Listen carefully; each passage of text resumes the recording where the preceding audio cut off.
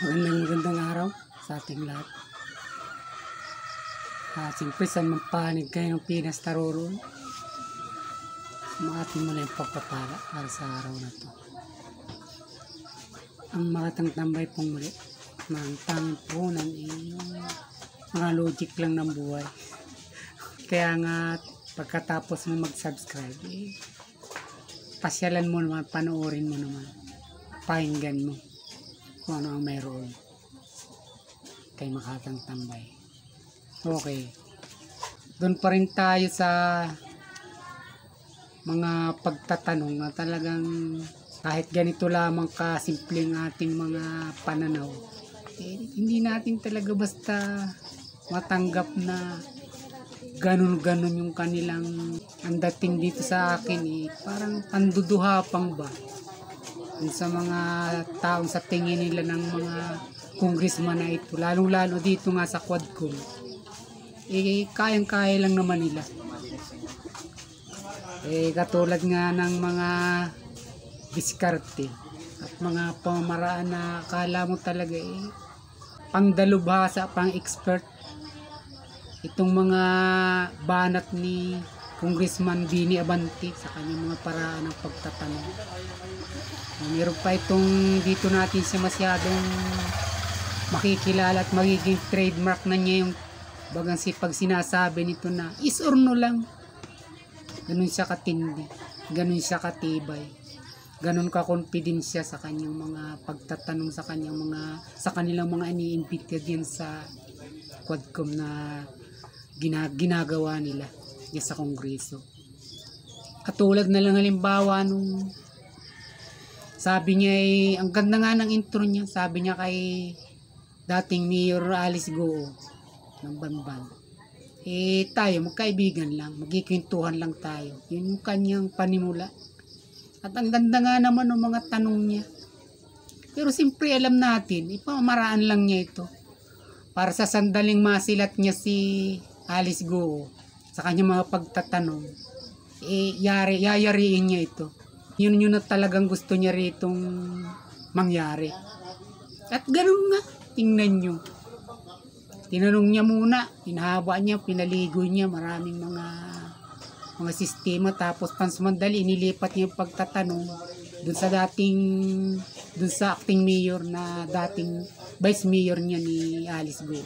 Mantong sila dun sa tanungan na kung sino daw yung nag-endorso para mabigyan ng permit ng bayan ng Banban, yung company ng Pogo sa kanila. Simple sinabi niyo yung vice mayor, bilang presiding officer, sa sanggunian po namin ito pinagtibay. Tapos tinanong ko sino nag-endorso, sinabi nito na ang nag-endorso ay siyempre yung mayor, si Alice Goo. Yun naman talaga yung protocol nun. Siyempre bago bumaba dun sa sanggunian o dun sa vice mayor, siyempre dun muna yun sa punong bayan dadaan. Yun yung nakuhang butas ni Congressman Bini Abante. Yung mga pagtatanong na yun. Siyempre ang gusto nga nilang palitawin dito, sangkot at involved. At kaya may pugo dun sa Banban, gawa nito ni Alice Goo.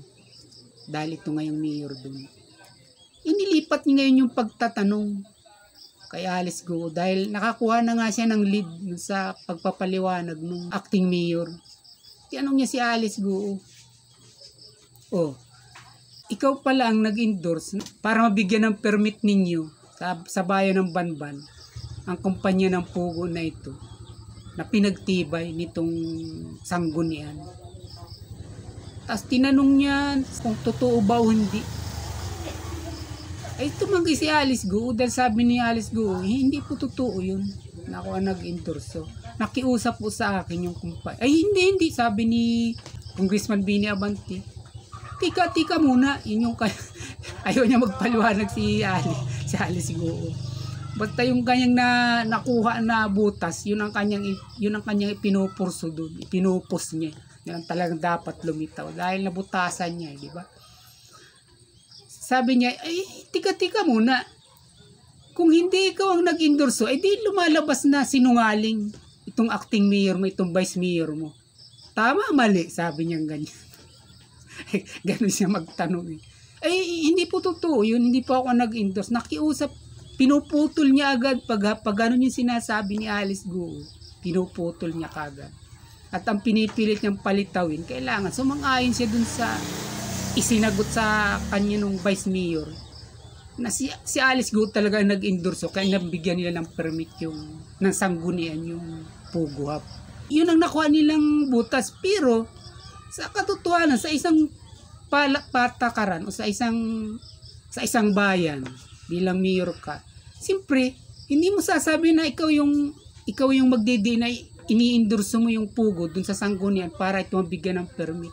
Siyempre ang katotohanan dun, yung sinasabi ni Alice Guo na ipinakikiusap po sa akin bilang isang punong bayan dun, nung kumpanya na yun, mabigyan sila ng permit ng aming bayan sa Bamban para makapag-operate doon. E ngayon, ibinaba naman niya siyempre dun sa sanggunian. Yun na nga yung tinanong niya rin sa vice mayor bilang presiding justice, yung vice mayor at dun sa sanggunian nga na yun na pulong nila pinagtiba yun, yung pagbibigay ng permit sa Pogo Hub. Yun na yung ginawang butas ni Congressman Abante. Ito natin nakikita na yung kanilang mga pagtatanong para lang talaga pa sa kanila. Ayaw nila nung bibigyan ng kaliwanagan kung ano yung mga nangyayari naman dun sa mga isinasagot sa kanila. Ayaw nila magpaliwanag ito. Pinuputol ka agad nila. Ganyang katitindi sila magtanong. Bawal ka magpaliwanag at para ibaon ka dun sa aligasyon na gusto nilang tanggapin mo, aminin mo. Yan yung nangyayari. At ngayon ay parang nakarma nga ito si Congressman Abante. Nung si Minardo Guevara, Solicitor General Minardo Guevara, kanilang inimbestiga tungkol naman sa ICC. Kitang-kita natin dito kung paano sinupalpal at ipinakita ni Suljin. Talagang kung ilang bis nagtanong ito, hindi makapagsalita. Hindi niya matanggap na yun talaga yung ipinaliwanag sa kanya. Wala siya magagawa. Legal na posisyon dahil abogado nga ito si Minardo Guevara, diba? Naging Solicitor General ito, naging Justice Secretary. Hindi ko lang maipli yung pag-uusap na yun, pero pinupunto ko lang sa maikli kong pagbablog na ito. Kayang-kaya lang talagang ibaon at idiin ang mga yes or no mga tanong nito ni Congressman Bini Abante, talagang maliliit. Pero pag ganito nakalaki at kadunong, ganito kahusay, talaga supalpal na ito, napapahiya, natatamimi. Yan ang gusto kong bigyan din sa mga congressman na ito. Halos lahat itong apat na committee na itong pinag-isa, pare-parehong magaspang, dominantik at arrogante kung magtanong ang apat na chairman na ito.